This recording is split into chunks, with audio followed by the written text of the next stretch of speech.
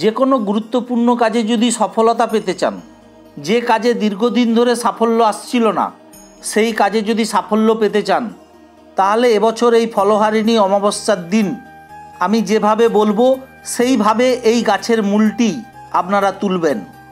আর তার পরের দিন মানে মঙ্গলবার দিন এই গাছের মূলটি ধারণ করবেন হাতে। তাহলে আপনি দেখবেন লক্ষ লক্ষ টাকার রত্ন ধারণের চেয়েও বেশি উপকার পাবেন এই গাছের মূল ধারণ করলে। দেখুন, সঠিক নিয়ম মেনে সঠিক তিথি নক্ষত্র দেখে যদি বিশেষ বিশেষ গাছের মূল তোলা যায় এবং বিশেষ তিথি নক্ষত্র দেখে সেই গাছের মূল যদি ধারণ করা যায়, তাহলে তার ফল অভ্যর্থভাবেই আপনারা পাবেন।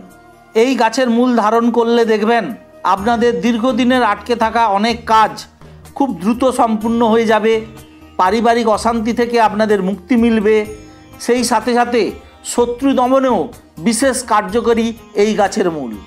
প্রেমিক প্রেমিকাদের মধ্যে, স্বামী স্ত্রীর মধ্যে যদি সম্পর্কের উন্নতি পেতে চান, তাহলে বলবো অবশ্যই এই মূলটি আপনারা হাতে ধারণ করুন।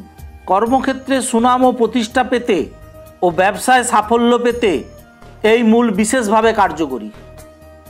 নমস্কার বন্ধুরা, জ্যোতিষার্ণব শ্রী সৌম্যজ্যোতি ইউটিউব চ্যানেলে আপনাদের সবাইকে স্বাগত। আশা করি আপনারা প্রত্যেকেই ভালো আছেন ও সুস্থ আছেন বর্গভীমা মায়ের কৃপায়। দেখুন, ফলহারিণী অমাবস্যা হচ্ছে মহাপবিত্র মনস্কামনা পূর্তির অমাবস্যা। এই ফলহারিণী অমাবস্যায় মাকে ভক্তি ভরে ডাকলে, মায়ের কাছে অন্তর থেকে প্রার্থনা করলে মা আমাদের সমস্ত রকম মনস্কামনা পূরণ করেন। তাই সারা বছরে কৃষ্ণপক্ষে মোট যে 13টা অমাবস্যার তিথি পড়ে, তার মধ্যে জ্যৈষ্ঠ মাসের এই ফলহারিণী অমাবস্যার তিথির গুরুত্বই আলাদা। এবছর এই 2025 সালে ফলহারিণী অমাবস্যা তিথি শুরু হচ্ছে বাংলার 11ই জ্যৈষ্ঠ, ইংরাজির 26শে মে সোমবার দিন সকাল 11:09। এই দিন সকাল 11:10 থেকে সূর্যাস্ত ডোবার আগে আমি যেভাবে বলবো সেইভাবে এই গাছের মূলটি বা শিকড়টি তুলবেন আপনারা।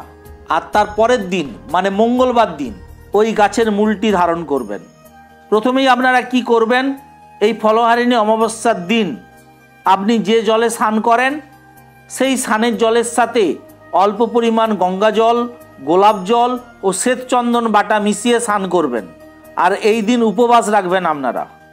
সকালবেলা স্নান করার পর আপনারা পরিষ্কার ধোয়া জামা কাপড় পরে সকাল 11:10 থেকে সূর্যাস্তের আগে যে কোনো সময়ে একটি সাদা অপরাজিতা গাছের কাছে গিয়ে প্রথমে একটি ধূপ ও প্রদীপ জ্বালাবেন। তারপর ওই সাদা অপরাজিতার গাছের গোড়ায় 1 ঘটি গঙ্গা জল ঢালবেন পূর্ব দিকে মুখ করে। তারপর আপনি গুরুমন্ত্র বা দীক্ষা মন্ত্র পূর্ব দিকে মুখ করে 21 বার মনে মনে পাঠ করবেন। আর বলবেন যে কারণের জন্য বা যে কাজের জন্য আপনি ওই গাছের মূলটি তুলছেন সেই কথাটি বলবেন। দেখুন, আমাদের শাস্ত্রে বিভিন্ন গাছের শিকড় বা মূল তোলার জন্য বিভিন্ন ধরনের বিশেষ বিশেষ মন্ত্র রয়েছে। সেই সমস্ত মন্ত্রগুলি সবই গুরুমুখী মন্ত্র, যা জনসমক্ষে প্রকাশ করায় বাধা রয়েছে। তাই আমি আপনাদেরকে বললাম, আপনাদের সবার পক্ষে যেটা সম্ভব গুরুমন্ত্র বা দীক্ষা মন্ত্র পাঠ করে আপনারা এই গাছের শিকড়টি তুলবেন।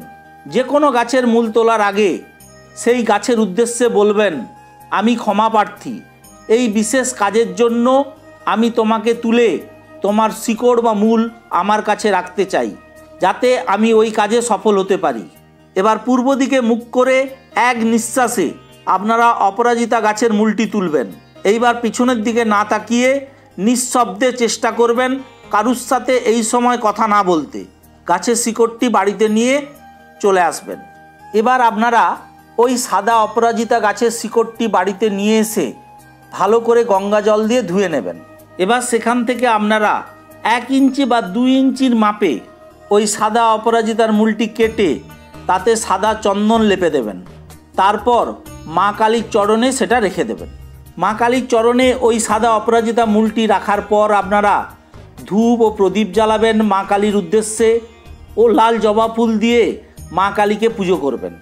আর মনে মনে মা কালীকে আপনার মনের যে কোনো একটা বাসনা, যে উদ্দেশ্যের জন্য আপনি ওই অপরাজিতা মূলটি ধারণ করছেন সেটা মাকে জানাবেন। এরপর এই মন্ত্রটি বলে মা কালীকে আপনারা প্রণাম করবেন। মন্ত্রটি হলো, ওম কালী কালী মহাকালী কালীকে পাপহারিণী ধর্মার্থ মোক্ষদে দেবী নারায়ণী নমস্তুতে।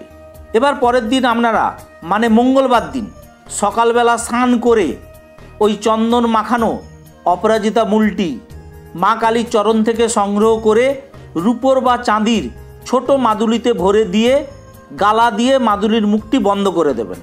এবার আপনারা সাদা রঙের সুতো দিয়ে ছেলেরা ডান বাহুতে আর মেয়েরা বাম বাহুতে ধারণ করবেন। আর প্রতি 15 দিন অন্তর এই মূলটি আপনারা পরিবর্তন করবেন।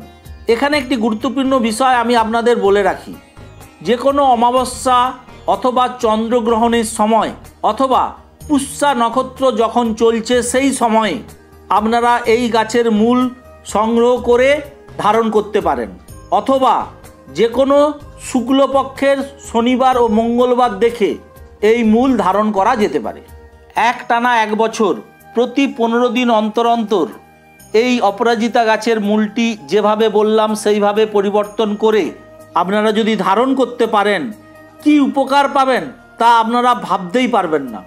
আমি প্রথমেই বলেছি, আপনি যদি অর্থের সুখ পেতে চান, পরিবারকে সুখী রাখতে চান, ঋণের বোঝা কমাতে চান, দাম্পত্য প্রেমজ সম্পর্কের উন্নতি পেতে চান, কর্মক্ষেত্রে সুনাম প্রতিষ্ঠা পেতে চান, ব্যবসায় সাফল্য পেতে চান, শত্রুকে দমন করতে চান, তাহলে অবশ্যই আপনারা এই গাছের মূল ধারণ করুন। দেখুন, সাদা অপরাজিতা গাছের মূলের মাহাত্ম্য অনেক, যা বলে শেষ করা যাবে না। আর এর জন্য আপনাকে বিশেষ অর্থও খরচ করতে হবে না, শুধু ভক্তি ও নিষ্ঠা ভরে এই গাছের মূলটি আপনারা ধারণ করুন। সেই সাথে সাথে বলবো, প্রত্যেক দিন স্নান করে আপনারা আদ্যাস্তোত্র ও নবগ্রহ স্তোত্র পাঠ করুন। দেখুন, আপনি যদি হাতে সঠিক নিয়ম মেনে সাদা অপরাজিতা গাছের মূল ধারণ করে থাকেন ও নিত্যদিন আদ্যাস্তোত্র ও নবগ্রহ স্তোত্র পাঠ করেন, আপনার জীবন সমৃদ্ধিতে ভরে উঠবে। মা লক্ষ্মীর কৃপায় সমাজে সুন্দরভাবে বেঁচে থাকবেন, কোনো দিন কোনো কিছুর অভাব হবে না। আজ এই পর্যন্ত বন্ধুরা, সবাই ভালো থাকবেন, সুস্থ থাকবেন। নমস্কার।